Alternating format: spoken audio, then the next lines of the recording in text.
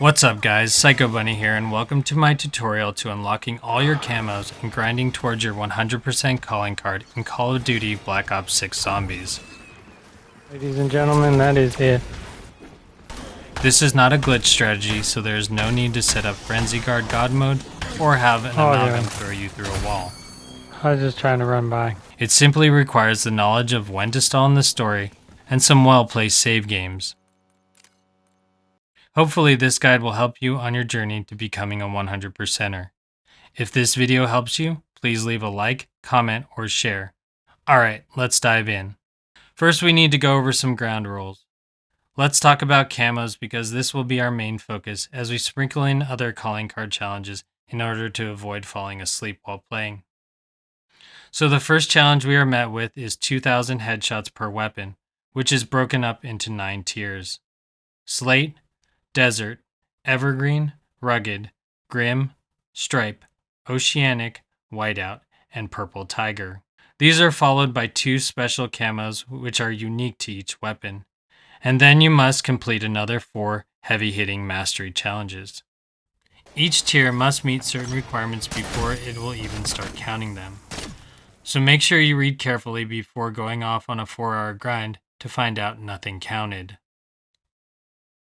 Mystic Gold. Get 10 kills rapidly 15 times.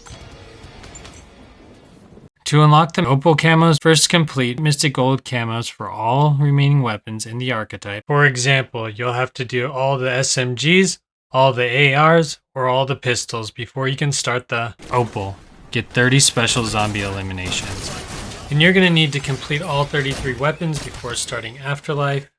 Get 20 or more consecutive kills without taking damage 10 times. And you'll also have to get all these camos done for all 33 weapons before starting Nebula. Get 10 elite zombie eliminations.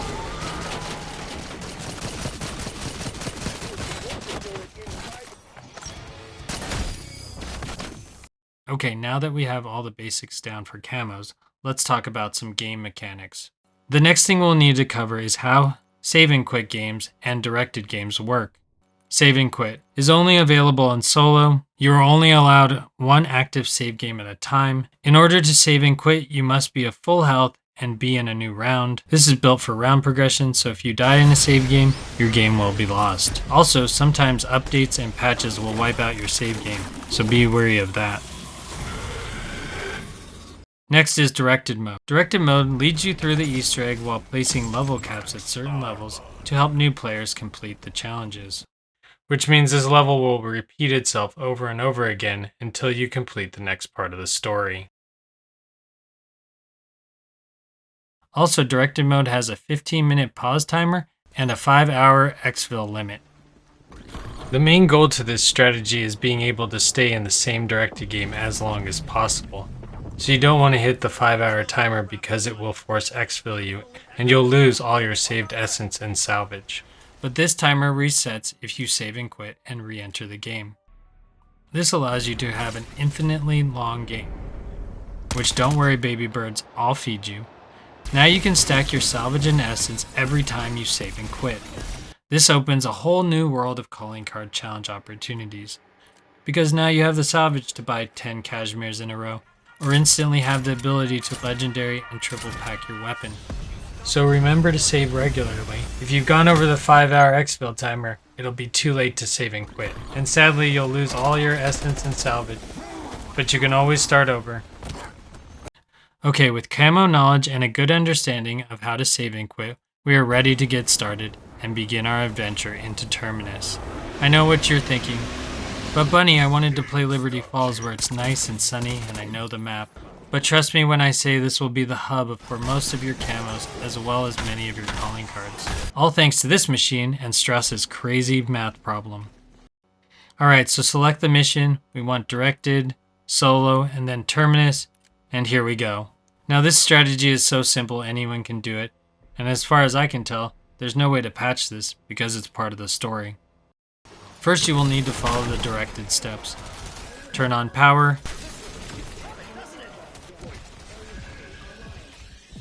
Hit the electrical boxes with the dead wire ammo mod.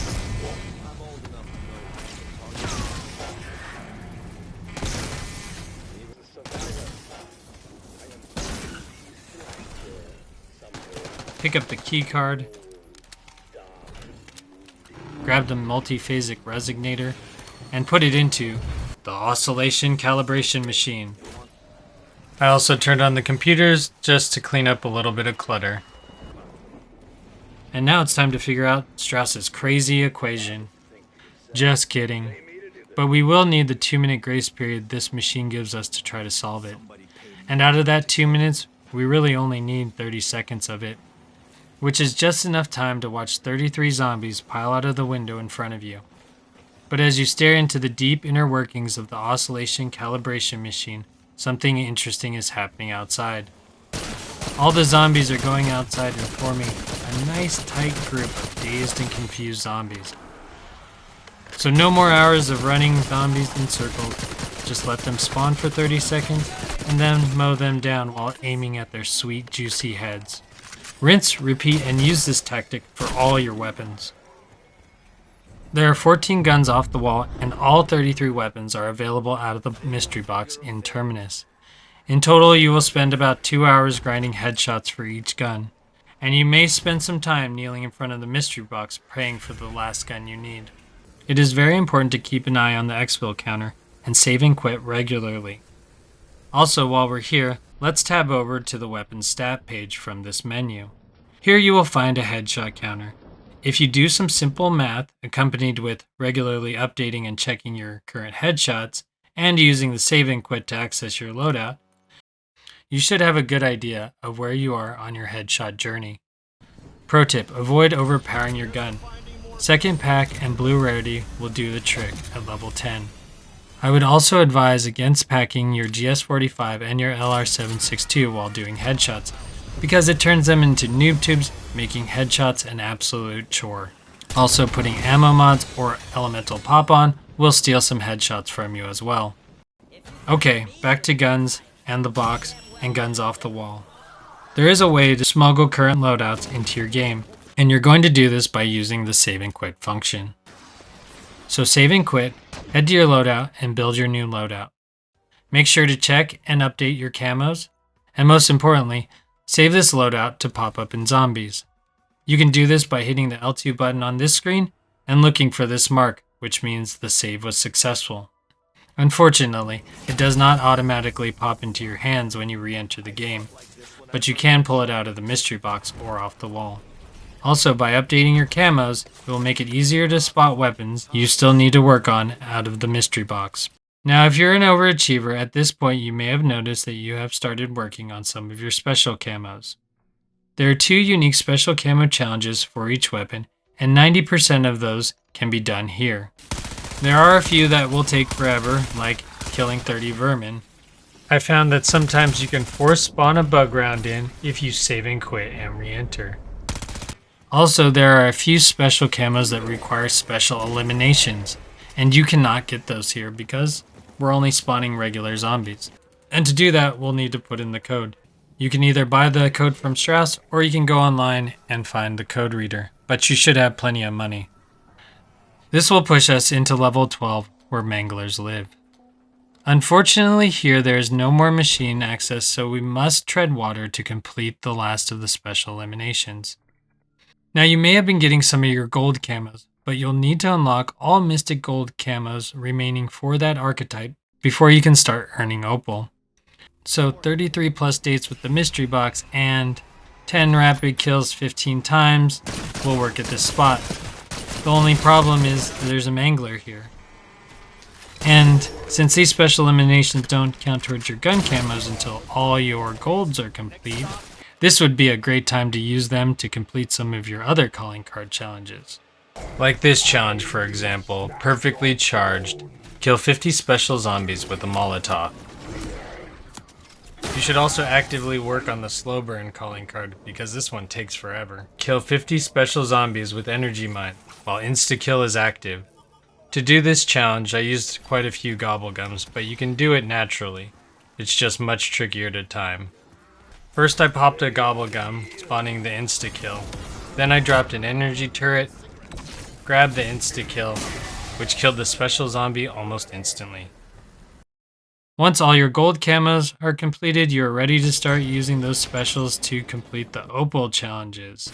And now we have the exact reverse problem where we only need the special eliminations, and we have these 34 regular zombies just laying around.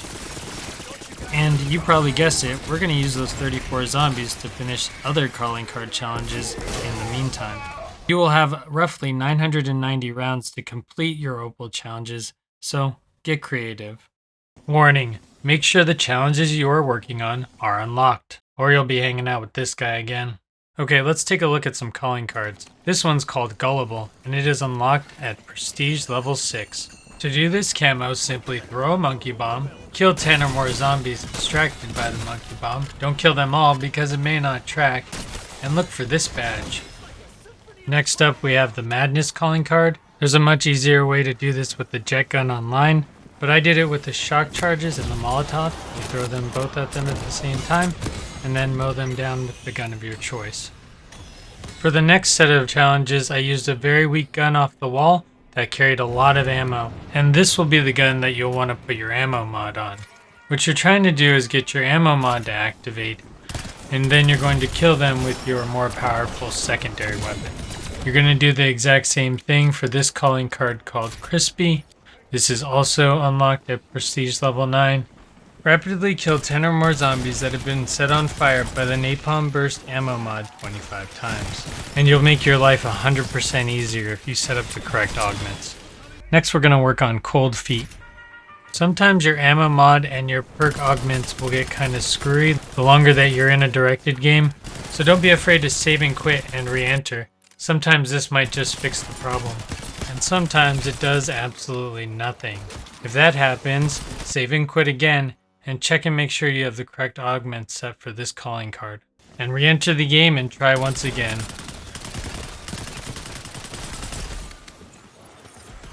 Wow, that looked like it worked this time. Nice, let's move on. This calling card is called Building an Army, and for this one you're really going to see what using a low level gun is going to do for you. Here you're going to see I'm just taking really light shots at the mob and just trying to infect as many zombies as I can. This is another one that you have to make sure your augments are set correctly.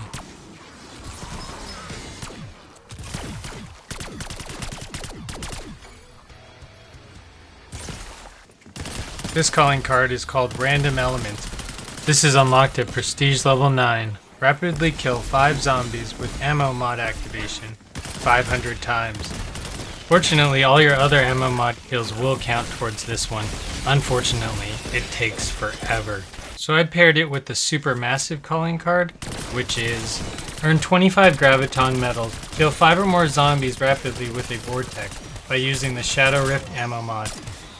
Okay, once you're done with that, on to the Afterlife camos.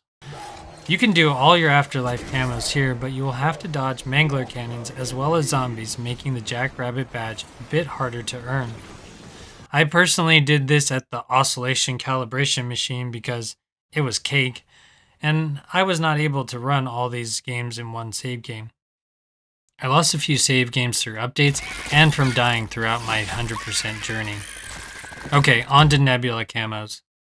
Unfortunately, Terminus does not have the resource to spawn elites, and to do this, we're going to have to jump over into Liberty Falls. And since COD only allows you to save one game at a time, you can either choose to finish the Easter egg or sail the white flag and surrender a zombie food. But if you're going to surrender a zombie food, use all your essence and salvage to complete any calling card challenges before you go. Either way, we're off to Liberty Falls where we're going to use the game to spawn elites when and where we want them. Mwahaha! Like turning on and off a giant elite faucet. So the same deal with Liberty Falls. Directed, solo, Liberty Falls, ready up. Follow the directed gameplay using caps to help you stack points. The rounds progress pretty fast in Liberty Falls as you open doors.